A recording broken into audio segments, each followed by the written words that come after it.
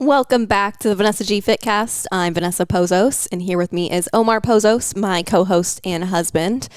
How are you doing today, Omar? I got to pull up my feelings wheel here. I'm excited. Obviously, as we record this, we've got team members that are flying in. We've got our client retreat that is being done this weekend. And I always, of course, there's a lot of stress. There's a lot of work. There's a lot of things that go into it. But I'm always very grateful just to see the impact, just to see, just the changes that a lot of our clients get to experience while they work with us. So I'm a little stressed because of all the work that goes into it, but I'm also very excited. How about you? I'm very excited. I think I'm over the hump of, I'm always like the week before the retreat, like a little bit of an anxious mess of like, oh my gosh, we need to do this, we need to do that. And then once the week actually comes, then I'm excited. It's such a great time. Our once a year Forever Fit retreat, which is our client retreat for our highest level clients, where we have a small group of ladies that fly and drive in. We have women coming from all the way from California to us here in Florida. And we spend a weekend together in a really awesome Airbnb right on the beach. And we just do a ton of self-development work. We do like workouts and mobility out in the sand and just have, honestly, such a great time. It's super fulfilling, really fills my cup. So I'm excited about it. Yeah. It's also kind of hard not to have a good time when you're on a oceanfront property and you get to see the sunrise. You've got a private chef. I'm like, I can get used to this lifestyle. But today I wanted to bring a little something different to the episode today. Really, I've been thinking recently, I'm like, when I think back to even like early episodes of the podcast, but especially, like some of my early content from when I first started coaching back in 2019, and I think about some of the things that I, would say and like make claims about, and I look back and I kind of smile because I'm like, oh, it's so interesting how, as you grow and evolve as a person, but specifically, as coaches, like it's very natural and normal that your viewpoints may evolve and change. You might, learn new things that cause you to think differently about health and fitness, or certain things that you used to feel different ways about. And I kind of found myself thinking, I'm like, gosh, am I a hypocrite? Because there's probably been times where, especially when it comes to content, when we talk about social media content, it's always going to do better if you're making strong claims, not if you're just like, oh, I'm very neutral and wishy-washy. Instagram is not going to show that to anybody. You kind of have to make strong claims, right? And I look back, though, at some of the claims that I would make, and there's 3 specific ones that I want to talk about in this episode that I just don't really agree with anymore. And it's not, I agree with the perspective I had at that point in time. I simply just have learned more. I've learned more through, a lot of mentorship, through a lot of certifications, through a lot of education. I've also learned a lot through just practical application of like really working with people. I mean, we worked with almost 1,000 women in our program at this point in time. So obviously it's normal. And I would hope that as coaches, we continue to change and evolve our viewpoints. And I hope that we can continue to do these kinds of episodes in the future where we look back and say, oh, here's something I used to say, and here's why I don't believe that anymore. Yeah, I'm over here smiling because I'm like, I get to see my wife talk about how she was wrong about certain things, or how her perspective has changed. Which, listen, yeah, point number 1, I was wrong in choosing you to marry. All right, this is where things get a little bit like, all right, let's get to it. Yeah. So number 1 on kind of the list of things that I used to say that I don't necessarily. Should I give you a drum roll? Yeah. So the point number 1 on the list of things that I used to say that I don't necessarily believe in anymore is that relationship with food is most important. Now, this statement, me even just saying that that's a bold statement. Yeah, the fact that I'm saying I disagree with this statement is going to absolutely ruffle some feathers. There's a lot of people that I think are especially when it comes to like the health and fitness space. If you are on social media, you'll find that there are many accounts, many coaches, many practitioners that will absolutely lead with like relationship with food is the most important thing above all else, always, absolutely. And I used to be somebody that would kind of subscribe to that idea. And now I want to be very, very clear here. I believe that relationship with food is undeniably important. Like, especially if you know me and my story, you know that I am absolutely a huge believer and we have to work on a relationship with food, especially if we want to have sustainable long-term change with our bodies, with our health, and with how we're living our lives, right? And I absolutely believe that relationship with food is hugely, hugely important. But I don't believe it's the entire health picture. And this is where my viewpoint has evolved and changed a little bit. I used to kind of push that narrative that healing your relationship with food should be the absolute first priority every single time. Like always, we always need to work on relationship with food first and above all else. But I don't necessarily agree with that anymore, because I do find that in many instances, like, of course, yes, in many instances, absolutely it should be. I mean, there's a lot of people that maybe are struggling with disordered eating behaviors that we absolutely need to address first and foremost. Or a lot of women that like their relationship with food is kind of like that missing puzzle piece to get them the long-term sustainable results. And it's like, yes, absolutely, let's start there. More often than not, that is where we start with our clients. But this is where my viewpoint has changed. For some people, especially if there are more pressing kind of health issues at play. These could be like hormonal imbalances, gut issues. This can be more like medical conditions. We have women come to us with specific medical conditions. This could be, diagnosis like a autoimmune condition. Like there may be instances, there are often instances where if those conditions, if those health issues are not addressed first, we're not going to be able to even make those breakthroughs in relationship with food. Because if you're dealing with really strong symptoms due to those health issues, so like, for example, if you have like really debilitating hormonal imbalances and those are causing, let's say, a lot of depression, and you're finding that, okay, you are like sinking into a depression, 1 week out of the month. And when you're in that depression, you're finding yourself like absolutely your relationship with food is worsened, but also like as you're eating some of these more like pro-inflammatory foods, and as maybe we're kind of like having these just kind of like allowing foods to really take up a lot of that space, we're kind of like making the issue worse. So we might need to kind of intervene for a period of time, in like a short period of time, of being like, I don't love the word strict, but for lack of better term, being a little bit more strict with our nutrition and with, some of the things that we need to do so that we can heal the kind of root cause issue of that depression. Because guess what? Now we get the depression better. You might find that like, oh, I actually don't really have a lot of issues with my relationship with food. I was just kind of in that place. But now that mentally I feel better, I don't find myself in those patterns. But we can still work on relationship with food so that you are prepared, you have the tools and the knowledge and like the kind of new neural pathways to approach those types of experiences in the future from a different place. Yeah. And thanks for sharing that. I know it's not easy to like go back on a thought like this, especially because it is something that's very important to a lot of people. I actually, you just reminded me, I had a great conversation with somebody that is very much in this situation that had anorexic tendencies when she was younger and stuff like that. And what really came to my mind, and I'll share it here in a second too, is the analogy of like almost like cleaning a wound, right? Like if you like just put a Band-Aid on it or sew it right up or whatever that looks like. I'm not a nurse, as you can tell, but you have to figure out and heal the body from the inside out before you can actually, get better. Because at the end of the day, like if you just put a Band-Aid on a wound and it gets infected and you have all these things and like, you're like, yeah, sure, my relationship with that situation or that wound is better, but it's still not in a good place. It's still going to keep coming up and up and up, right? Yeah. Well, that's where it's just like... Did you like my analogy, by the way?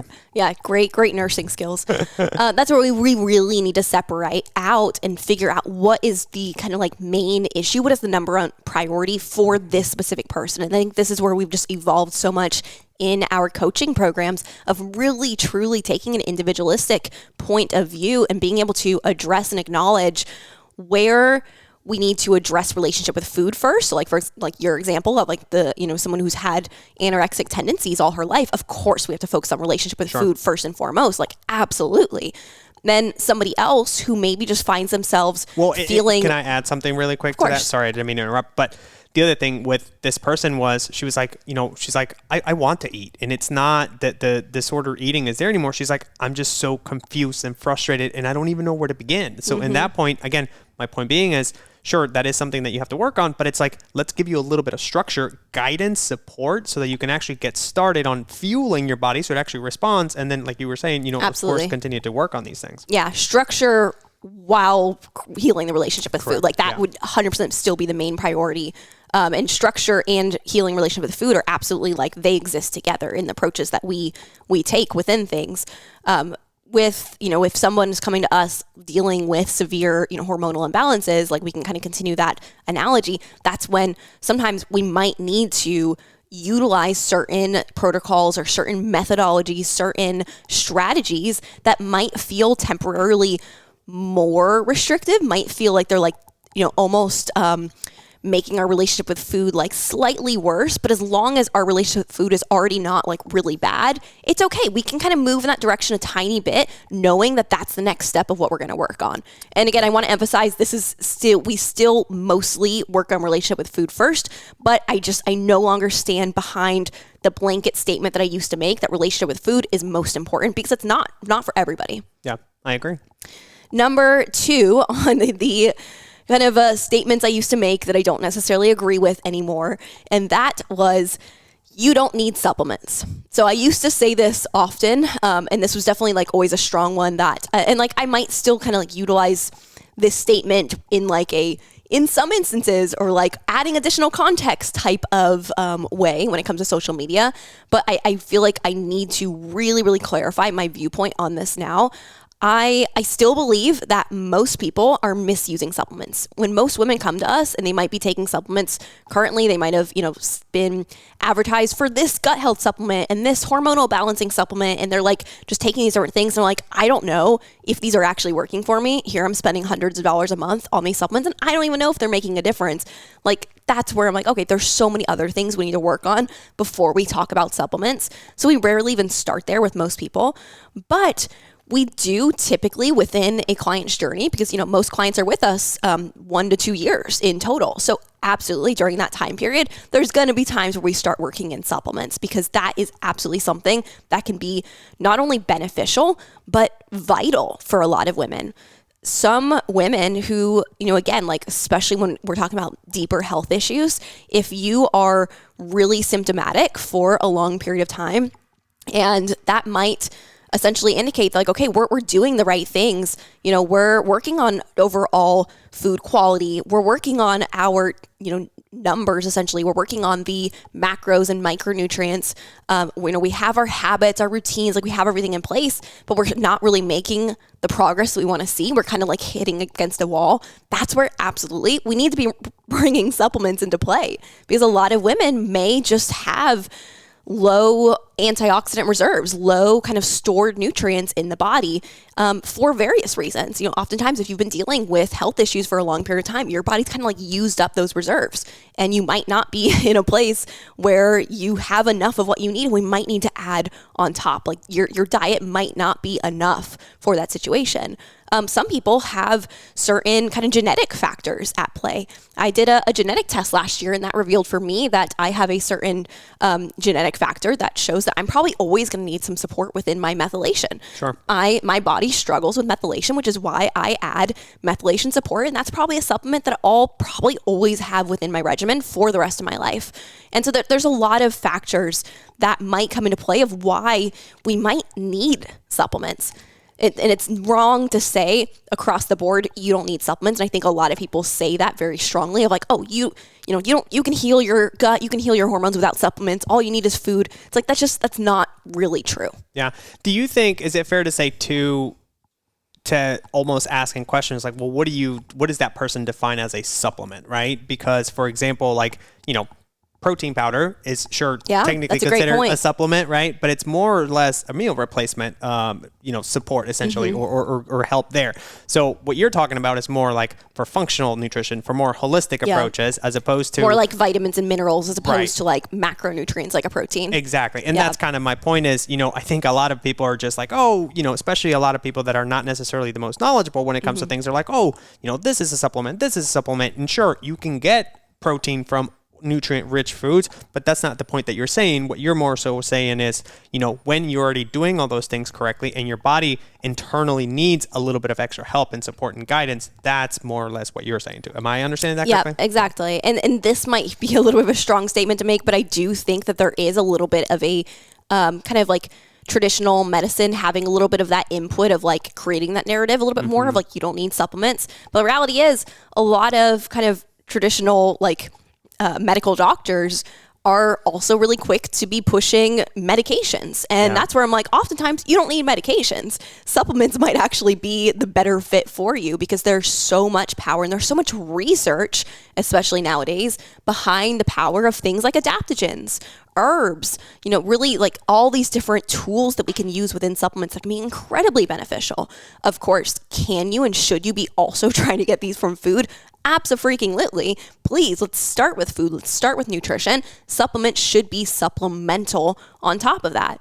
That's one of my favorite sayings, like supplements are supplemental to nutrition. Yeah, exactly. Like people forget what that term even really means.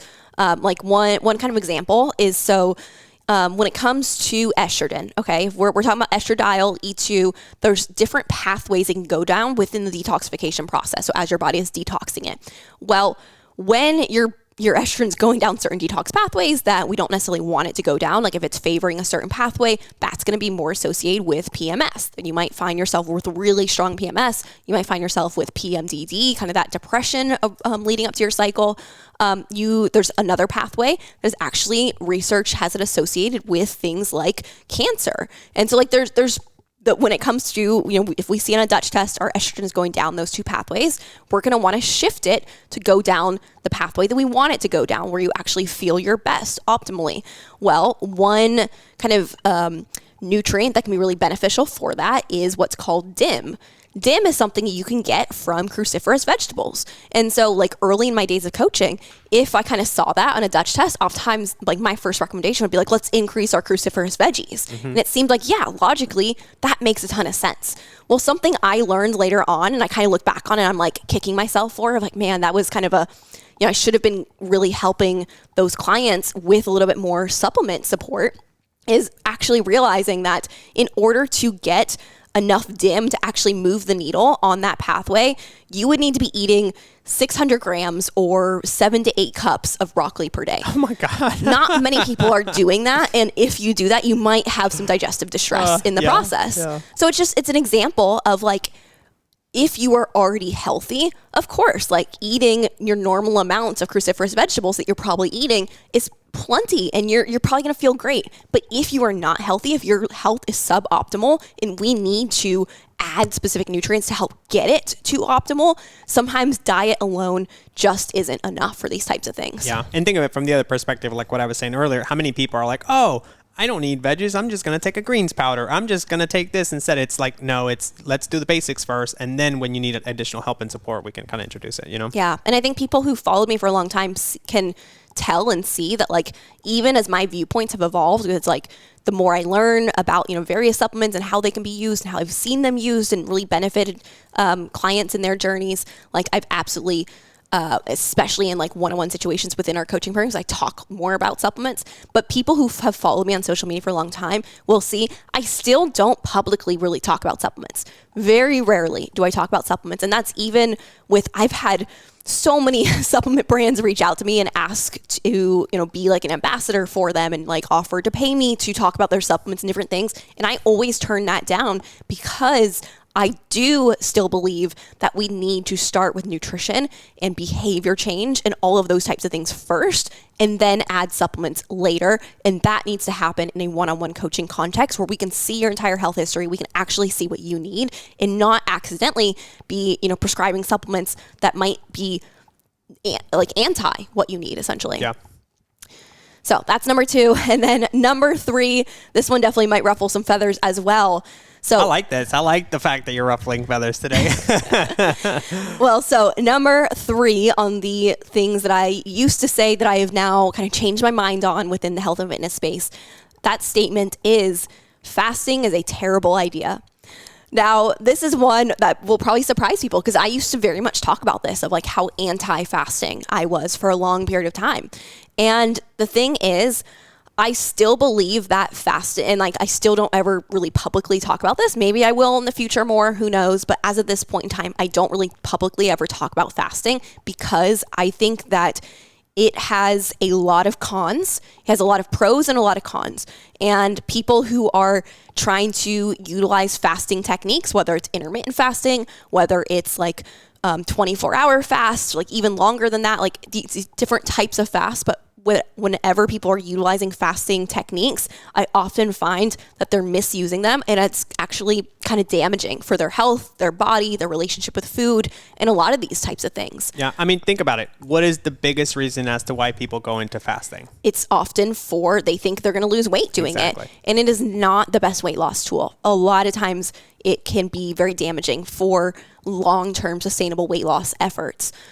So that's where I don't really talk about fasting publicly, but it is something that I have been really researching and learning more about over the last 2 years. I've implemented some different types of fasting within my own routines, periodically here and there. Like I might mix it in with my cycle, kind of like a cycle syncing fasting technique with some intermittent fasting at certain phases of my cycle, some things like that. But I'm also doing so from a place of I've healed my relationship with food. I've really gotten my body into a great state. And now I truly use it as a health optimization technique. Say that again. What are you using it for? Not weight loss, for health optimization. Exactly. And that's because fasting, it can have a lot of benefits. There is a lot of research to show how it really can help with lowering overall inflammation. So for somebody like myself who I know that my body does tend to become inflamed quite easily. I am a little bit more predisposed for a little bit more inflammation. I find that if I am utilizing certain fasting techniques within the correct context, it does help with keeping just like my overall systemic inflammation lower. But again, like we have to consider all the pros and cons. Fasting can be stressful on the body. So I find if I'm utilizing it during periods of time where I'm a little bit more stressed, I feel like it also can have a little bit negative. It can have a little bit of opposite effect on inflammation. So it's so specific in how we need to be using it. That is why I mainly don't talk about it overall. But I no longer believe that fasting is a terrible idea. I do believe that there can be a lot of benefits. It can be helpful for certain gut health cases. It can be helpful for some autoimmune diseases.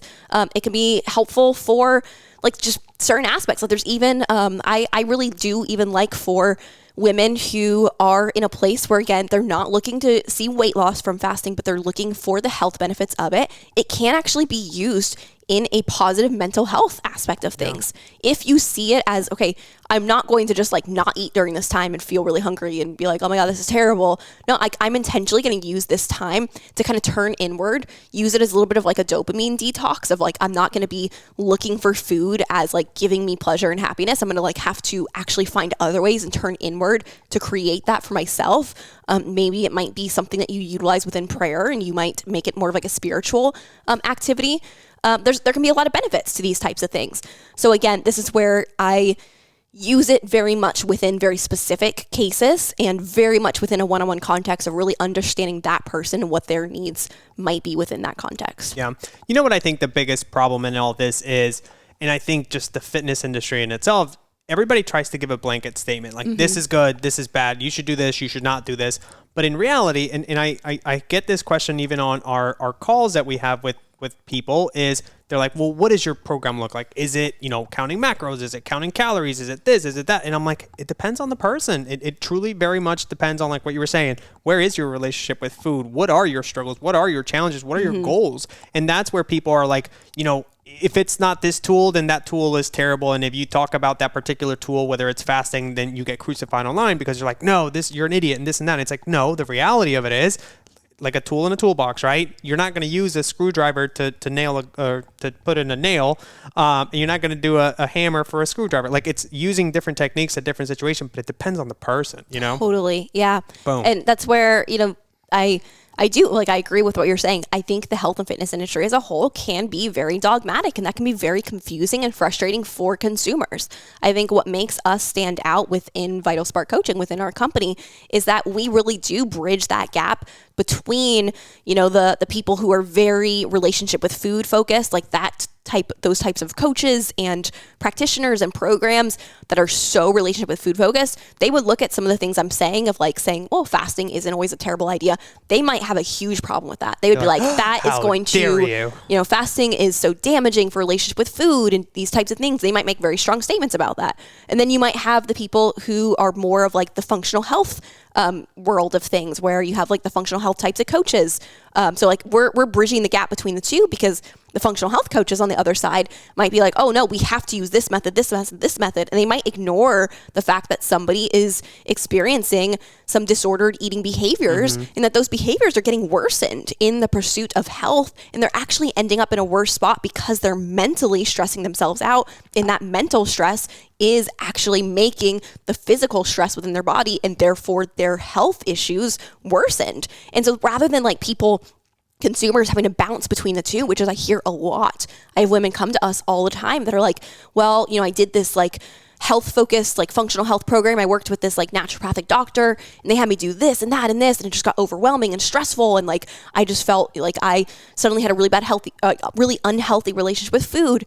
And I just felt like I couldn't focus on nutrition anymore. And so I really needed to step away. And so then I joined this intuitive eating program, and they just told me, eat whatever you want, and like really work on like how you think about food. But then I noticed that my symptoms were getting much worse, and I was feeling terrible. And they're like, I just don't know what to do anymore. That's where I say, come to us. We're going to help you find the balance between the two and really identify, what do we need to work on first with you specifically? What are the priorities? What order of operations do we need to take?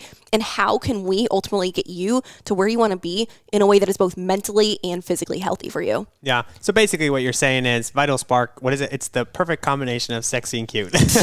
What is that Ryan Gosling movie? Yeah. I feel like you always quote that. And it's one of my favorite We're lines. going to need to find our two adjectives to slip in there for that to be our catchphrase. I think sexy and cute is the way to go. Yeah, okay. But I hope that this episode was helpful for you, and I hope this episode, above all else, helps you kind of open your mind to really asking more questions. Like when you see blanket statements on social media, ask more questions of like, okay, in what context may that statement might not actually be true? And it might not mean that the person who's saying it or that the statement itself is wrong or bad or anything like that. It just really, I encourage everybody to truly think of everything within context of what is going on around them and within themselves.